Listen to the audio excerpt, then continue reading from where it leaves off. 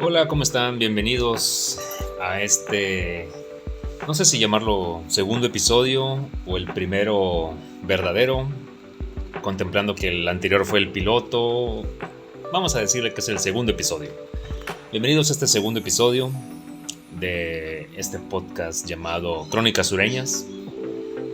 Y les quiero dar las gracias por tomarse el tiempo y la molestia de escuchar el episodio anterior con todas sus fallas técnicas, su ruido de fondo y todo lo que hubo, pero no les voy a prometer que vaya a cambiar la cosa.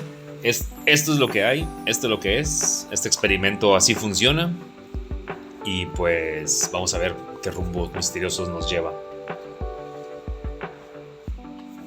Así como la vez pasada les conté acerca de un suceso relevante a nivel nacional e internacional que se originó aquí en el sur de México y que fue pues una catástrofe.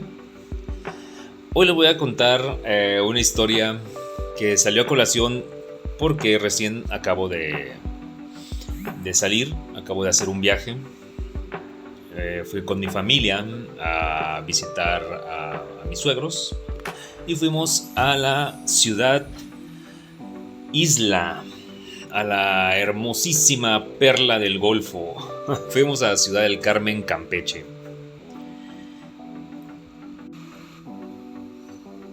Ciudad del Carmen, Campeche. Para los que están del otro lado del país o en otro sistema intergaláctico, pues les comento que exactamente en la cuenca, en el Golfo de México, entre Tabasco y Campeche, se encuentra una laguna muy grande que se llama la Laguna de Términos.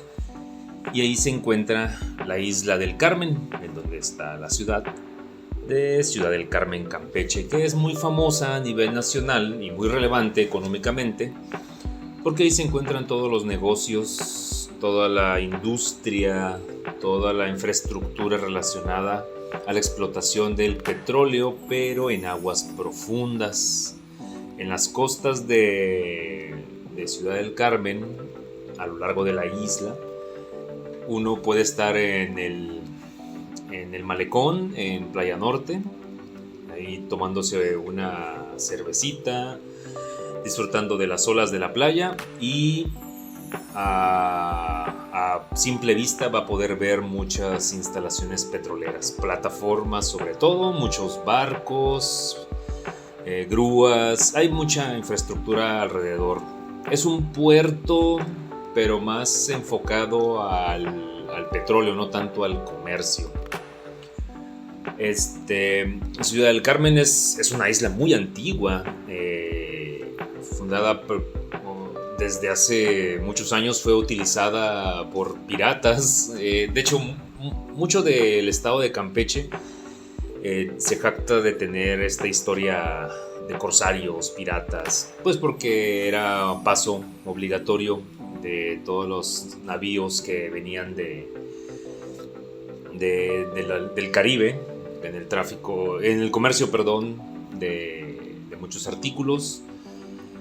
Empezaban desde la península de Yucatán, pasaban por lo que hoy es la capital de Campeche, pasaban por la isla del Carmen y así se iban hasta otros puertos como Veracruz o Coatzacoalcos para ya empezar su recorrido hasta la Ciudad de México o Nueva España en ese entonces. Entonces aquí la cultura de los piratas se palpa mucho, tanto sí que su equipo de béisbol tiene ese nombre de la capital de Campeche. En la isla del Carmen, pues es un lugar en donde la tradición de la pesca, de la pesca deportiva, los barcos camaroneros, pues se ve desde que uno llega a la ciudad. Y esa ha sido parte importante de la industria del Producto Interno Bruto, como dirían por ahí. Pero bueno, ya para no darle tanta vuelta, vamos a lo que nos compete. Esta isla está enclavada en la Laguna de los Términos, que es una laguna muy, muy, muy grande del siglo XX. De hecho, como brevario cultural, en la década de los 50, un pescador de apellido Cantarell estaba en el mar, estaba pescando y vio una mancha de aceite flotar en el agua. Y ese pues fue el primer descubrimiento del enorme yacimiento petrolero que se encuentra en el Golfo de México y que actualmente pues ese yacimiento lleva por nombre Cantarell. Toda esa región que se explota mediante los pozos, y las plataformas petroleras, pues están sacando petróleo del yacimiento Cantarell. Bueno, pues en esas épocas no había puentes todavía, y lo que se utilizaba es algo que en diferentes partes de México le dan diferentes nombres, pero acá lo vamos a conocer y a referirnos a ellos como la panga. La panga, chalán, ferry, embarcación, plataforma. Es un barquito, pero que está diseñado para transportar vehículos. Sus características, sin entrar en tecnicismos marineros que desconozco completamente, pero si ustedes ahorita ubican un ferry, bueno, esa es la versión ultramoderna y más grande de lo que en un principio era esta panga. Es una embarcación que consta de una plancha muy muy grande, y tiene en la parte del medio tiene una estructura donde en la parte de arriba pues está el puente, que es donde se navega, se maneja la embarcación, y por debajo pues entran aproximadamente de 15 a 20 vehículos normales, vehículos chicos. Y hay algunos tienen áreas para personas con asientos y varias comodidades. Estos a los que me refiero, pues estamos hablando de embarcaciones de los años 60, 70. Pues no, eran mucho más básicas. Eran solo una plancha y el puente para conducirlo. Y la gente estaba entre los vehículos. Estas embarcaciones pues eran parte del escenario o del paisaje de los habitantes de la isla del Carmen. Ya era un integrante más de la sociedad, porque lo usaban para todo y se usaba diario. Yo llegué a usarlo hace muchísimos años, pero el del lado del Zacatal, del puente del Zacatal, porque como nosotros hemos vivido aquí en Villahermosa desde hace mucho, y cuando íbamos a Ciudad del Carmen, ese era el puente que nos tocaba pasar. Las personas de Ciudad del Carmen que deseaban ir a Cancún, Mérida, la capital de Campeche, utilizaban la otra panga, porque era la parte que necesitaban cruzar para el norte. Estas pangas, como les digo, habían varias, porque se turnaban los viajes, y los viajes eran diario y a cada momento. Digo, no eran tan rápidos o efectivos como ahora. Nosotros tuvimos la oportunidad de subirnos al ferry en Long Island, en Nueva York, y salen cada 15, 20 minutos sale uno. Y en lo que llega uno, sale otro, y en la mitad del camino cruzas con otro. Siempre hay. Acá la cuestión era de que si tú querías cruzar hacia el otro lado, tenías que esperar mucho tiempo. Y la logística era, pues tú ya sabías los horarios, llegabas, te formabas. Si venías en coche, pues dejabas el coche estacionado y tenían que pasar horas. Muchas horas. Hasta que llegara, porque no era un vehículo pues muy rápido que digamos, y la distancia, aunque son solamente 3 kilómetros y 3 kilómetros y cachito, pues es el mar, y el mar pues, es tan impredecible como él solo. Entonces estaba sujeto a las condiciones climatológicas y a todo, a lo que uno se puede imaginar. Entonces llegaba uno, se estacionaba, pasaban muchas horas, te tocaba tu turno, avanzabas en la fila, si lograbas subirte, el recorrido era aproximadamente de 1 hora. Sí, tan poquita distancia, era 1 hora en lo que te llevaba hacia el otro lado, con buen clima. Y bueno, entonces eso hacía que los viajes a Ciudad del Carmen pues fueran muy largos, cansados, tortuosos. Si de por sí ya es cansado por una zona que está antes, que está llena de topes, bueno, en esos entonces la vida era diferente. Y así fue durante muchos años, durante muchos años, hasta un día de agosto de 1980, en donde la panga del lado de Isla Aguada, del lado norte, por decirlo así, un día de agosto, eran las 8 de la noche, la panga se llenó de automóviles y de 2 autobuses, un autobús de la línea ADO, un autobús de transporte, y otro autobús particular, varios autos y muchas personas. Para esos entonces, a principios de los 80s, las pangas ya tenían aproximadamente 30 años de funcionamiento.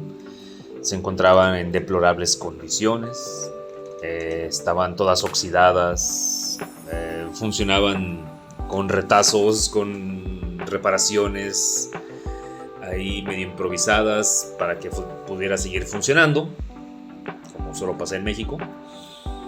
El capitán de la panga no estaba muy seguro porque la tripulación, los marineros, las personas que están a cargo de recibir a las personas y todo, pues le decían que no era buena idea salir en ese momento porque había mal tiempo, el mar estaba picado. Cuando la panga cruza, a pesar de que está cruzando una laguna, es el límite entre la laguna y el mar abierto. Entonces está sujeto a todos los fenómenos meteorológicos que se puedan imaginar. Y en esa noche había muy mal tiempo y el mar estaba muy agitado. Pues como dicta la norma, una persinada y a chingar a su madre, vámonos, y se lanzan. La panga inició su recorrido de lo que es la parte norte de la isla, San Julián se llama por ahí, hasta Isla Aguada.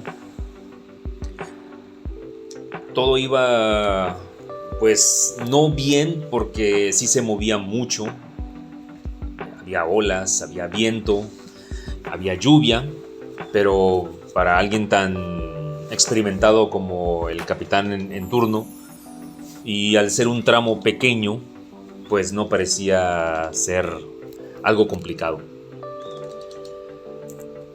A aproximadamente 400 metros de llegar a la orilla, las olas empezaron a mover muy fuerte la panga. La gente se empezó a alarmar, se empezó a asustar porque veían que se movía de manera inusual. Las olas empezaron a cubrir la panga, a estar por la cubierta.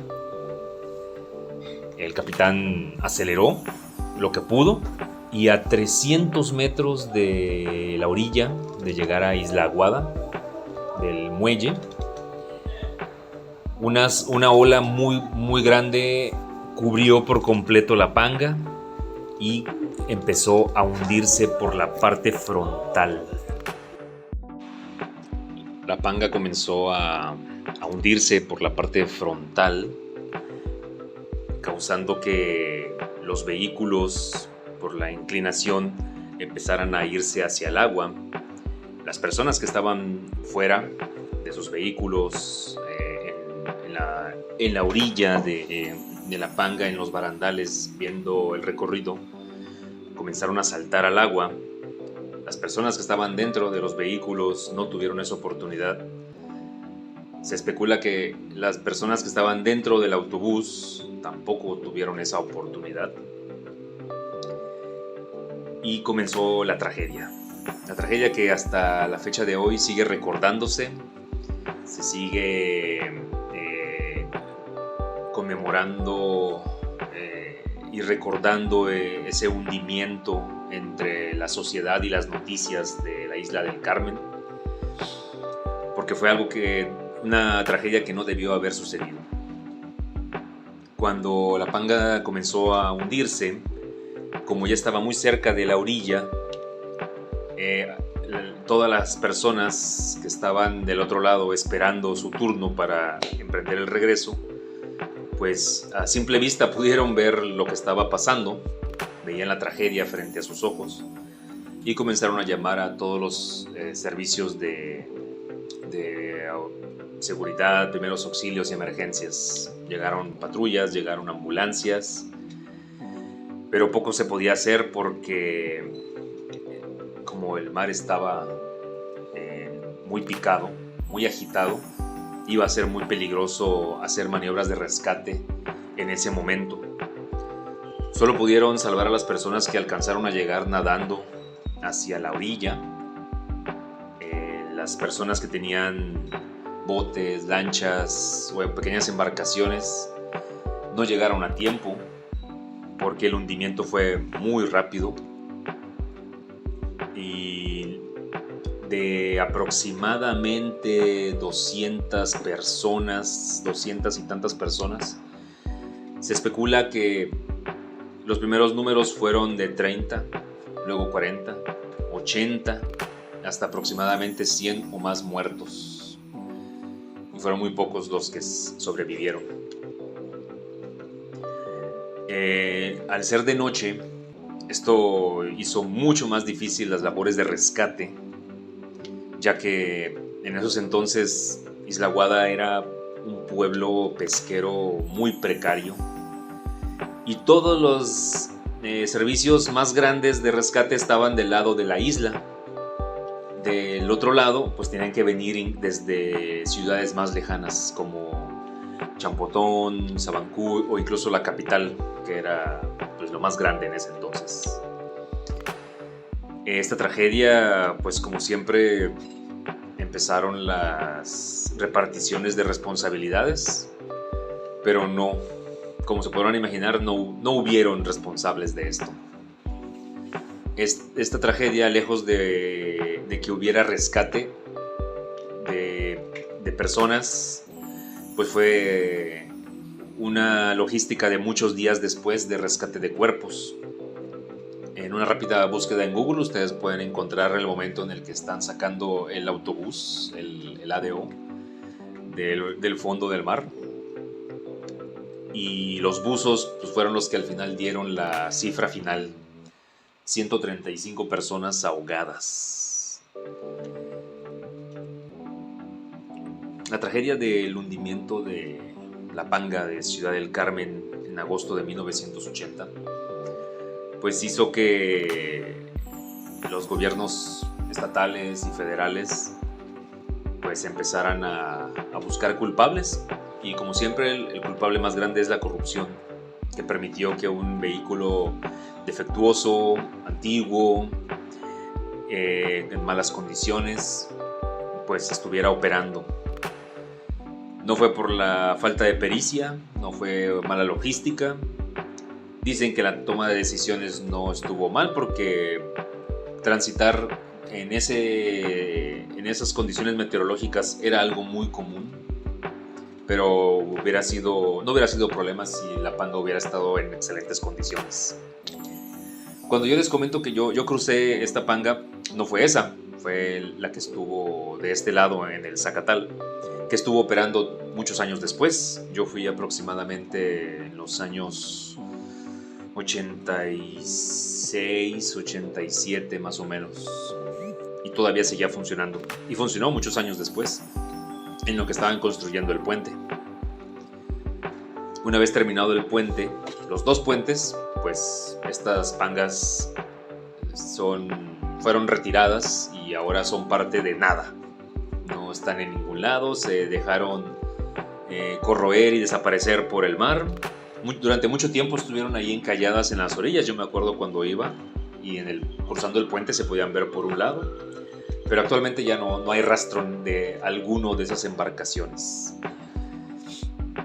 Ahora, en la actualidad, los puentes cumplen esta función de una buena manera, pero como decían en esos entonces, cuando veían la panga, cuando estaban haciendo fila, cuando les tocaba a ellos cruzar y veían cómo hacía ruido, cómo crujía, y les entraba un pequeño temor, una inquietud e incertidumbre, pues todos decían, en cualquier momento se va a hundir esta cosa.